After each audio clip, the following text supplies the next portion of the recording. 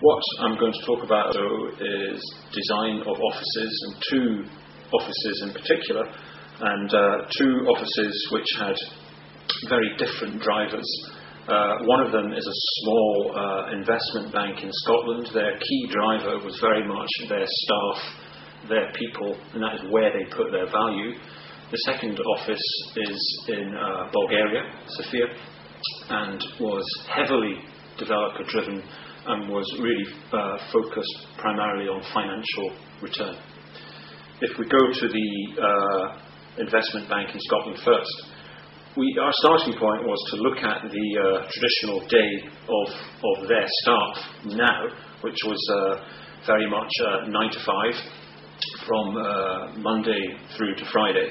And in terms of activities, the staff would arrive at the office, they would go to their desk, and effectively they would stay at their desk from Monday morning till Friday afternoon.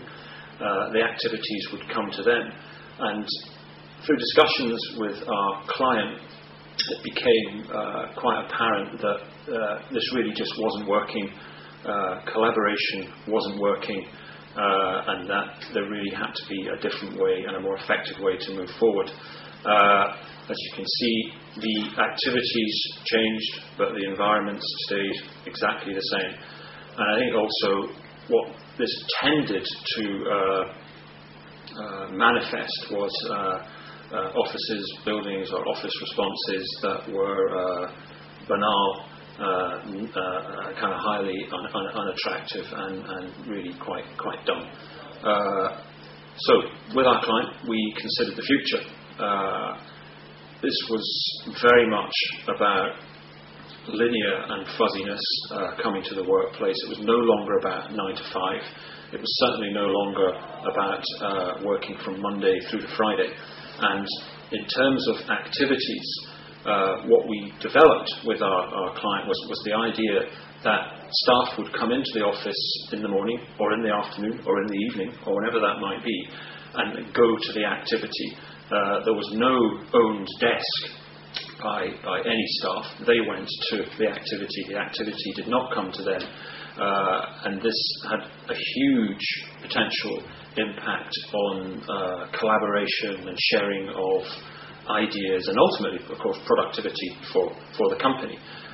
So through this simple diagram, we've really tried to highlight that, in actual fact, each environment would be generated in quite a different way from its activity, creating a whole level of variety in terms of space type, and ultimately architectural response. We saw this very much as a campus of activities with depth and variety, potentially a vertical campus if we needed to go high, and ultimately the idea that the activities could have an impact on the architecture, a significant impact on the architecture of their building and of their identity. I think also one of the key and quite interesting starting points was to understand what their culture was, and we put to them, are you New York man or are you Seattle man? Are you seats? Are you suits and formal meetings, or are you cups of coffee and chinos?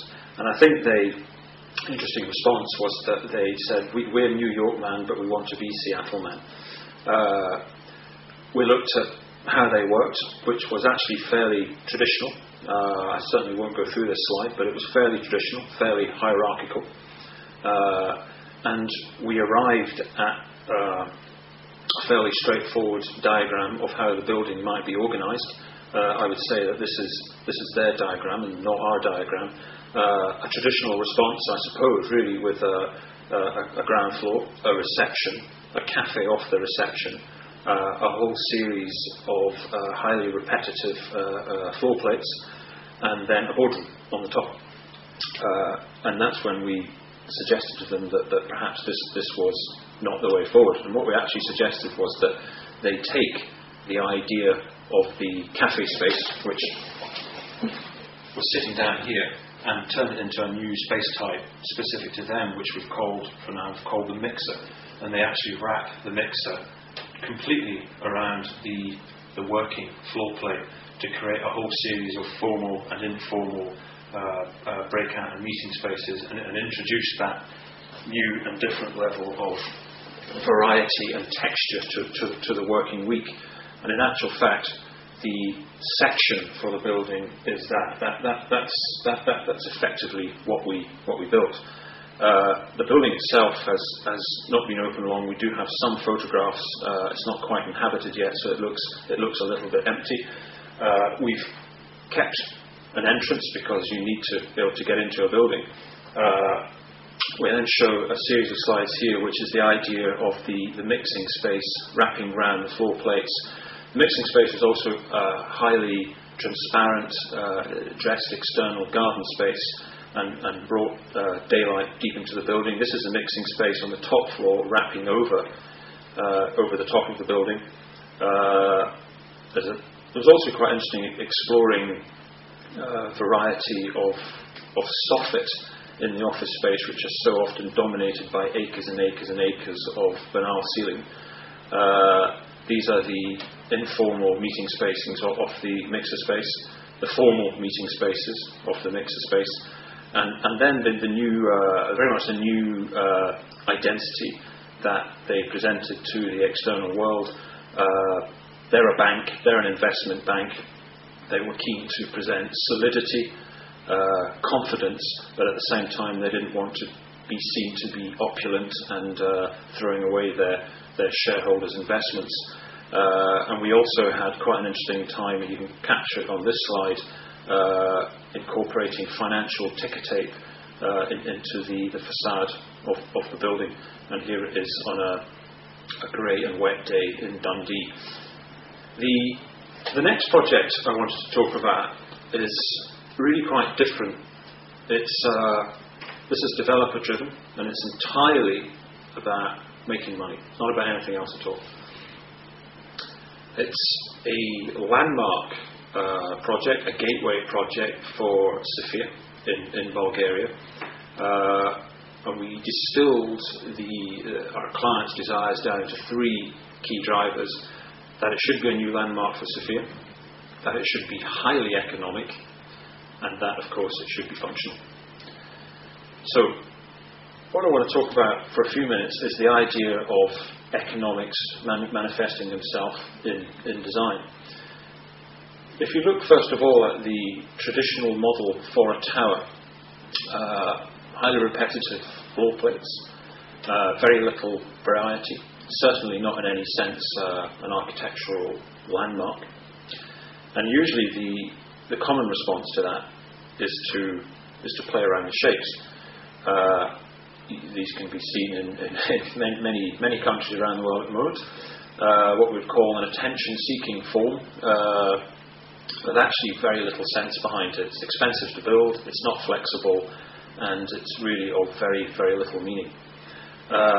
We were very interested in the idea of trying to arrive at what could be perceived as a landmark form through thinking purely about economics. Now, we looked at the market in Sofia, and we worked closely with the client, and it became apparent very quickly, or this may seem like common sense, that the best lettable value was on the upper floors, at the front of the building. That makes a lot of sense. So we thought we would take that as a very simple driver to push the architecture. If we take the chunks of floor plate at the lower level, which can't be let out for a great deal of money, and relocate them higher up the building, we're essentially maximising the floor plate of the greatest lettable value. And we let that start to drive the architecture and generate what could be perceived as a landmark form.